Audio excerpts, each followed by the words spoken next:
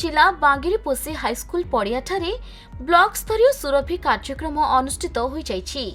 कार्यक्रमटी गोष्ठी शिक्षा अधिकारी जतीन्द्रनाथ दत्तଙ୍କ अध्यक्षतार अनुष्ठित होइथिबा बेले एथिरे मुख्य अतिथि भाबे बांगिरीपोषी ब्लॉक रो बीडीओ परमानंदा खंडेई जोगदी कार्यक्रमर शुभारंभ करथिले।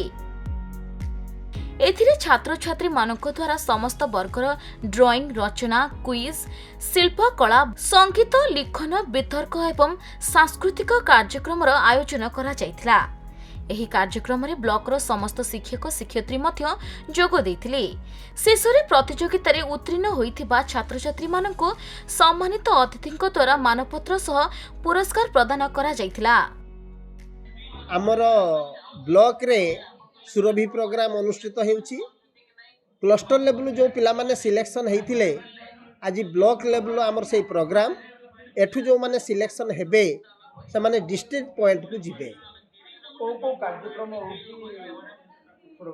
हाँ सुरभि प्रोग्राम रे आपनकर को करिकुलर एक्टिविटी रहउछि। विभिन्न परफॉर्मेंस पिला माने देखिबे लाइक डांस तापरे डिबेट सॉन्ग क्विज एभली अनेक अछि।